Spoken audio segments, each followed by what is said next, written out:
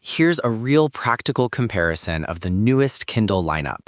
The first color Kindle, the newest Paperwhite that's all about speed, an older Paperwhite as a reference point, and the smaller basic Kindle. And by the end, you'll know exactly which one fits you, whether you should upgrade, and most importantly, whether the color model is actually worth paying extra for. A lot of people call any e-reader a Kindle, like the brand became the name of the whole category. But these devices aren't all the same. The differences sound small on paper, but in daily use, reading at night, carrying it on trips, highlighting, moving files, page turn speed, those details matter a lot. Before we get into the devices, here's the quick refresher on e-ink. E-ink is designed to look like paper. It doesn't shine light straight into your eyes the way a phone or tablet screen does. That's why you can read for long stretches without the same kind of eye fatigue. Second, battery life is crazy good because the screen doesn't need constant power. Mostly, it uses energy when you change pages and when the front light is on. And third, it's one of the only screen technologies that stays readable in bright sunlight without turning into a mirror. All right, now let's talk about the color Kindle first, because that's what everyone's curious about. This is the first Kindle with a color e-ink display, and it's positioned as the premium option. It typically comes with the signature style feature set: extra storage, auto brightness, and wireless charging. The body is simple: one power button, USB-C for charging and transfer, and everything else is touch controls.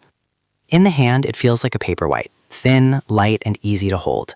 On the larger models, the screen is usually flush with the front, so it looks sleek and modern.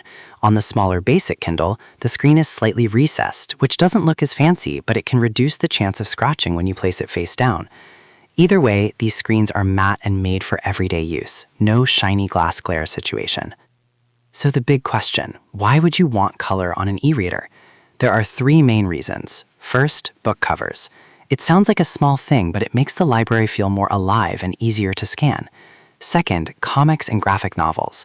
And third, and this is the most useful in real life, highlighting with color.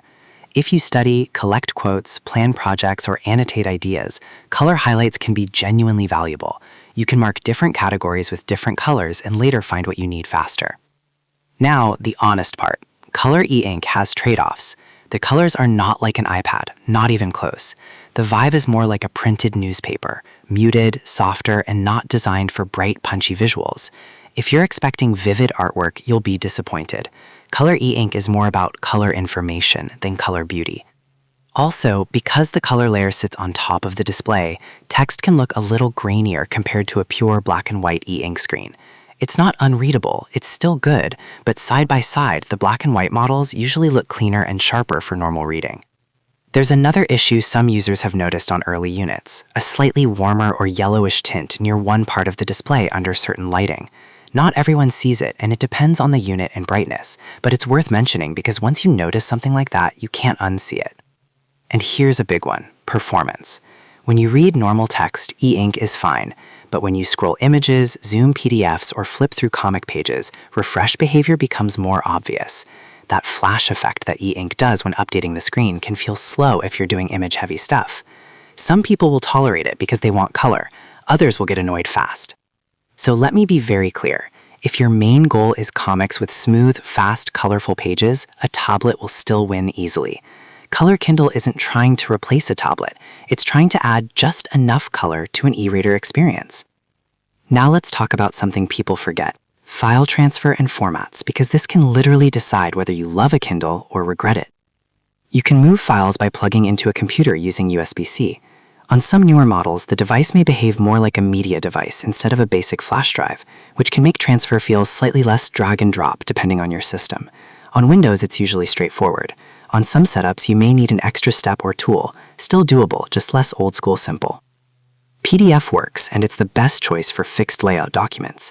Some common ebook formats are supported, and others may require conversion depending on what you use. If you rely on regional formats like FB2, you'll likely need to convert first. And here's a super important detail for the Color Kindle. If you want a color PDF to reliably stay color, the best method is using the official Send to Kindle upload approach so it syncs through your account library. If you just drop a file onto the device, you might not always get the exact same behavior depending on file type and how it's handled. It's not hard, but you need to know it, especially if you're buying color for work documents. Also, yes, there's Bluetooth for audiobooks. It works. But realistically, if you're going to listen, your phone is still the easiest tool for that. The real power of a Kindle is the opposite. It's a reading device with no notifications, no scrolling, no social media temptation. It's meant for focus. That's the whole point. Okay, now let's move to what I think is the real hero for most people, the newest Paperwhite.